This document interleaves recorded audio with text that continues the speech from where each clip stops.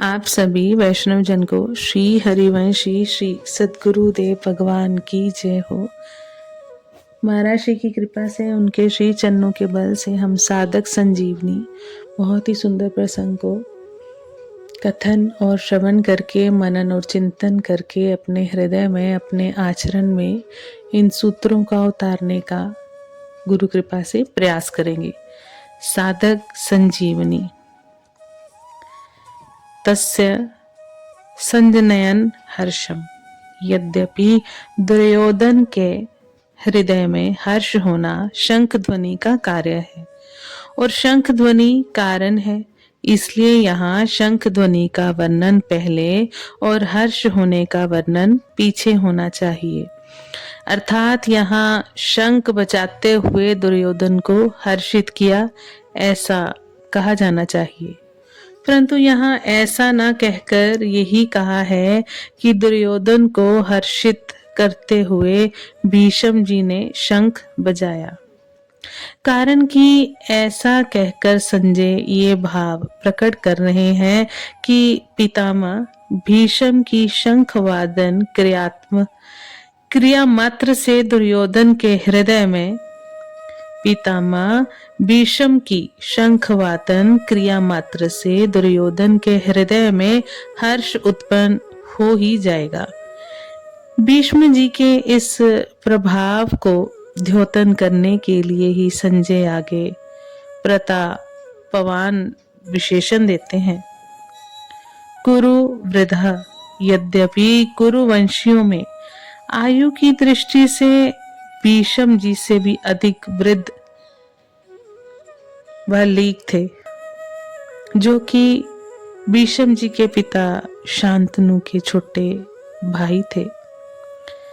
तथापि कुरु वंशियों में जितने बड़े बूढ़े थे, उन सब में भीष्म जी धर्म और ईश्वर को विशेषता से जानने वाले थे।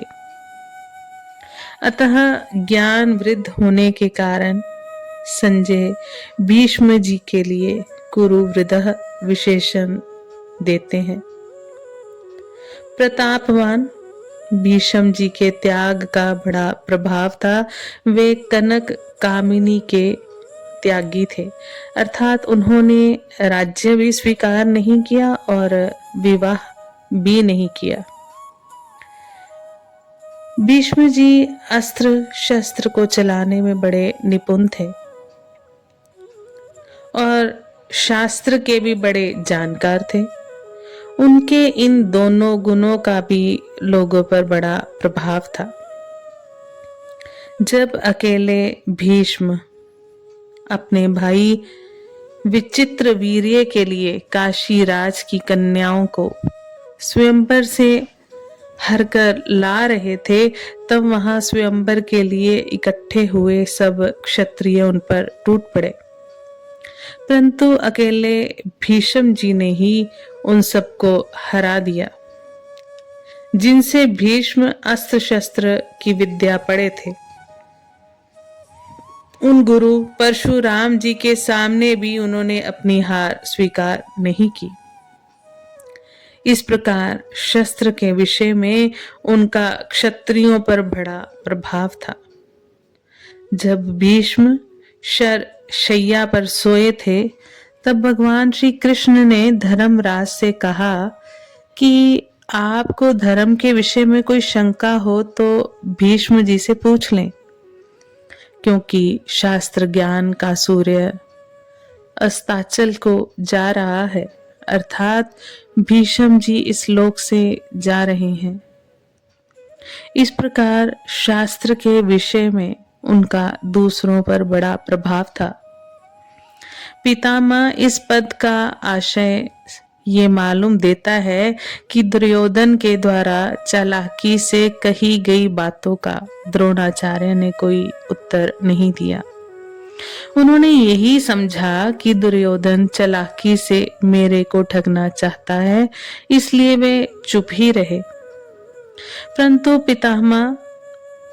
परंतु पितामह होने के नाते, दादा होने के नाते भीष्म जी को दुर्योधन की चालाकी में उसका बचपन दिखता है। अतः पितामह भीष्म द्रोणाचार्य के समान चुप न रहकर वात्सल्य भाव के कारण दुर्योधन को हर्षित करते हुए शंख बजाते हैं। सिंहनादम विन द्योच्य शंखम दद्मो। जैसे सिंह के गर्जना करने पर हाथी, बड़े बड़े पशु भी भयभीत हो जाते हैं, ऐसे ही गर्जना करने मात्र से सभी भयभीत हो जाएं और दुर्योधन प्रसन्न हो जाए। इसी भाव से भीष्म जी ने सिंह के समान गरजकर जोर से शंख बजाया। परिशिष्ट भाव। दुर्योधन के साथ द्रोणाचार्य का विद्या का संबंध था और भीष्म जी का जन्म का, अर्थात कौटुंबिक संबंध था। जहां विद्या का संबंध होता है वहां पक्षपात नहीं होता, पर जहां कौटुंबिक संबंध होता है वहां स्नेहवश पक्षपात हो जाता है। अतः दुर्योधन के द्वारा चालाकी से कहे गए वचन सुनकर द्रोणाचार्य चुप रहे, जिससे दुर्योधन का मानसिक उत्साह भंग हो गया। परंतु दुर्योधन को उदास देखकर कौटुंबिक स्नेह के कारण भीष्म जी शंख बजाते हैं। जो स्वयं बड़ा होता है वह जहां भी रहता है उसके कारण वह स्थान भी बड़ा माना जाता है।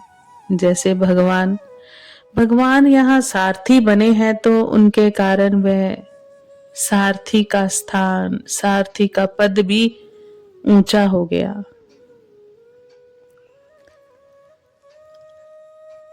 आज हम वाणी को यही विश्राम देते हैं। कल हम महाराष्ट्र की कृपा से आगे बढ़ने का प्रयास करेंगे। आप सभी वैष्णव जन को श्री हरिवंशी श्री सद्गुरु देव भगवान की जय हो। जय जय श्री हित हरिवंश।